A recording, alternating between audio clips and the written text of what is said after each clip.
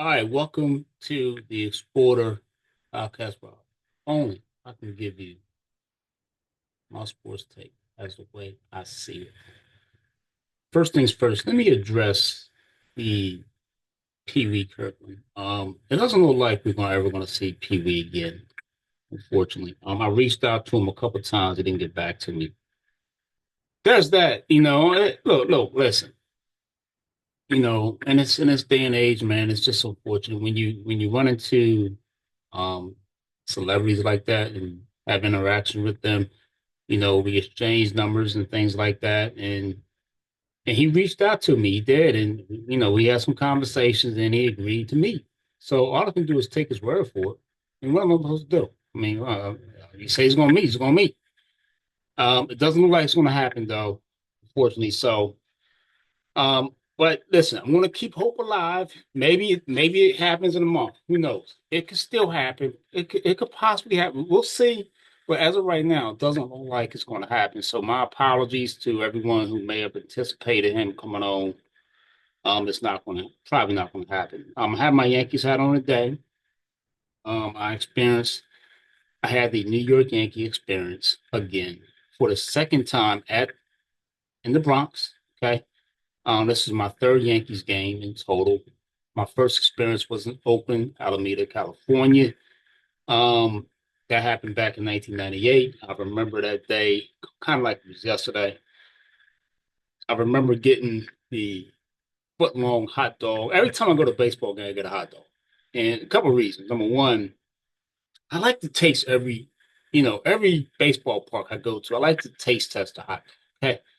And Oakland, it was a foot long hot dog I had at that time. I can't remember if it was whether it was good or not, but look, I had a hot dog in Oakland. Okay, now I do remember the hot dog I had at Yankee Stadium, and I got to be honest, the hot dog was not that good. It was not that good. Okay, the hot dog that I had in Philadelphia at the Citizens Bank Park was a lot better. The plumpy Hatfield hot dogs that they sell. It's the thick jumbo hot dogs. They're the best.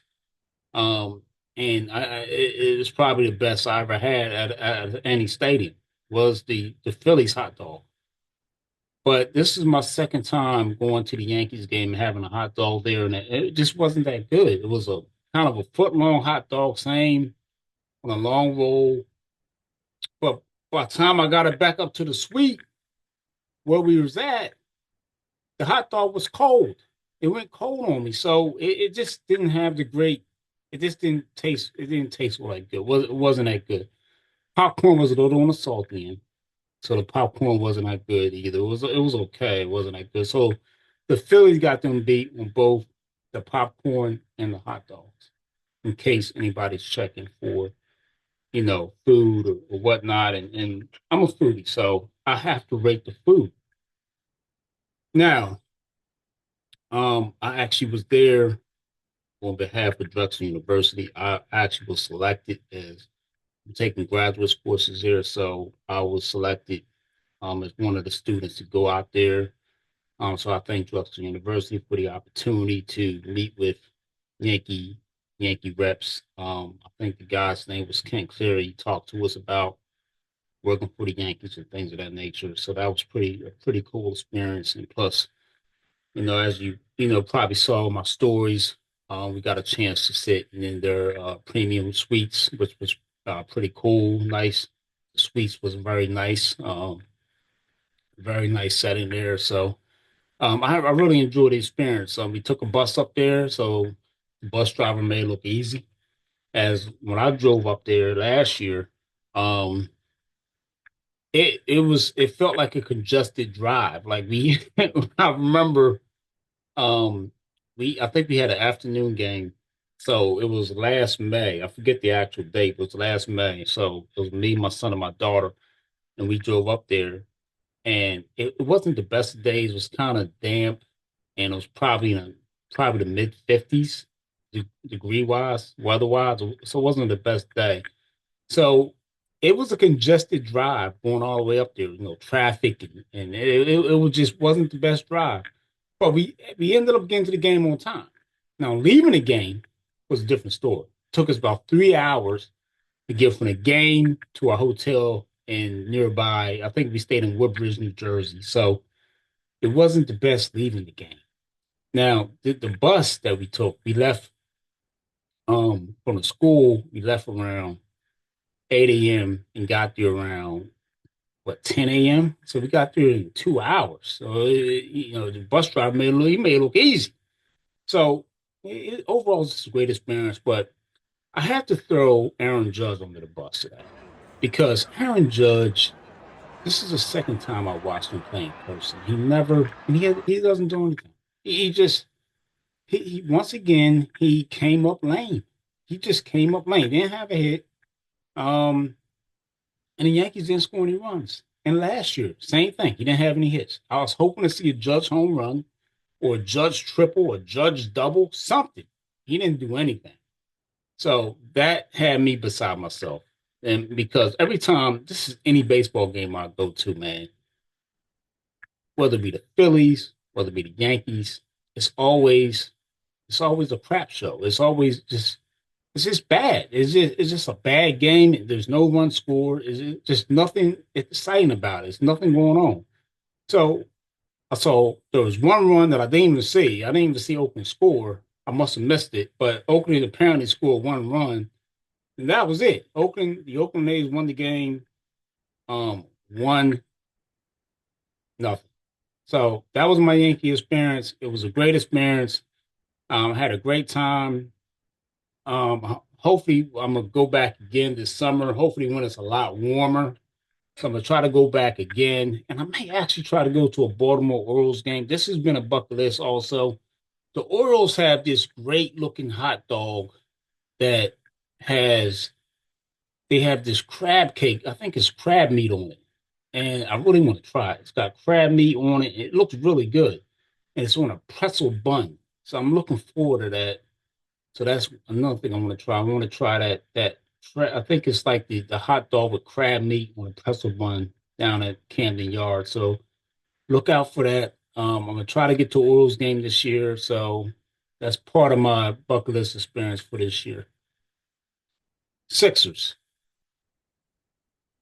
They won. They beat the Pacers, which is a cupcake. They're not going anywhere. They beat the Pacers last night. The Sixers are just they're stuck in dead water. They're not going anywhere. Embiid's, as most of you know, Embiid's injured once again. He has a serious like appendix injury. Okay, so he had to get surgery, emergency surgery in Houston. Um, I posted on my stories. I said I wish this team would disappear, and this has no reflection on Embiid's injury. Yeah, this is not an insensitive post. It's just I'm just tired of the bad news regarding Sixers. I'm sick. I'm just tired of the Sixers. It's just always bad news associated with the Sixers. So that's the reason why I posted that. It was not no insensitive post regarding Embiid. I wish him well. I hope he gets better. I hope he prayers to him. I hope he's better. I hope he's feeling better. But Embiid, honestly, this has to be the last year of him. He just doesn't have any. He just doesn't have. He just doesn't have any luck when it comes to the playoffs. Every time we get close to the playoffs, there's something wrong. Whether it's the abortal injury on his face, it's a knee injury. Remember Atlanta? The Atlanta series is playing on one leg. There's always something with Joel Embiid. It's always something. He's got to wear a mask against the Celtics, I think. It's always something. I remember Toronto series, he had a stomach bug, right? Remember that? This is the what was it, triple, I think it was a triple quadruple doink game against Kawhi Leonard, that series when the Sixers probably had their best chance to win an NBA title, but didn't. And Embiid was that series, he was sick. Something was wrong with him. He had like a stomach bug or something, ate some bad food. There's always something wrong with Joel Embiid when the playoffs come around. He just there's something always wrong with him. And here we are again. Now it's the appendix problem. So, you know, I I don't know what to say, man. I just this team is at ground zero. Um, this has to be Daryl Morey's last season as general manager. You got to get rid of him. You got to get rid of Nick Nurse. You got to find one of these young guys on the bench. From either look at Boston, look at Oklahoma City, who's on that bench. Okay, look at Detroit Pistons, who's on that bench. Like what young bright coach is on one of these benches? Okay, to be the next head coach of the Sixers because we have to move forward. The big three dynamic is gone. Do you see any of these good teams right now having a big three scenario that's leading them into the playoffs? Okay, you look at Oklahoma City. There's no big three there. Okay, there's no big three on the Detroit Pistons. Okay, there's no big three leading the way. Even the Spurs, there's no big three. Okay, you got Wemby, but there's no big three. Every team has a philosophy of what's getting them to 60, 58, 60 wins a year. There's no more of this big three stuff. Okay. So the Sixers have to find another dynamic that can move them forward, okay, to the next decade. Okay, going forward. So the Sixers are gonna have to blow this thing up. Maybe we keep Maxi, we can keep Edgecombe, and just build around those guys, man.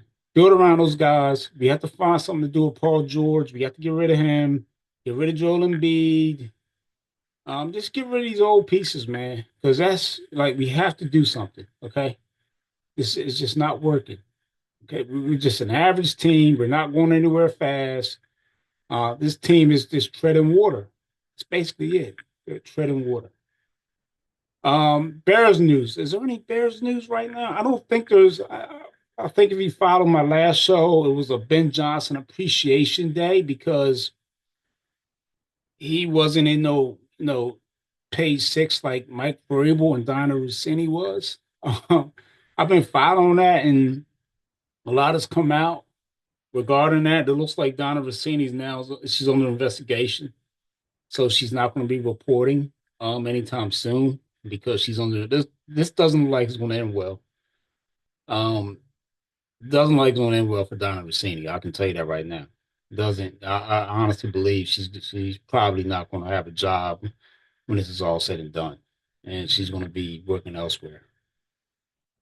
So, besides that, there is no other Bears news. Just get ready for the draft. I will be at trying to get together with some buddies for the draft.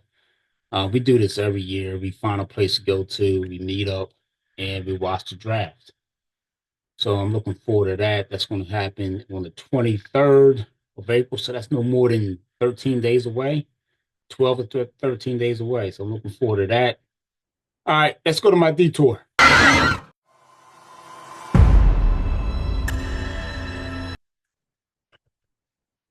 Now, um, if some of you may or may not know Mike Missinelli, okay? I used to work with Mike Missinelli. Okay? He's a when I was an intern, I used to be an intern at 610 WIP. And listen, if you're an intern, you work with the person, you still work with them, okay?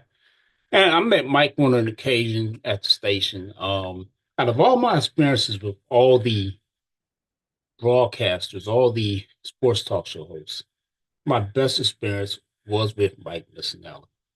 Unfortunately, he made the news for the wrong reason this week.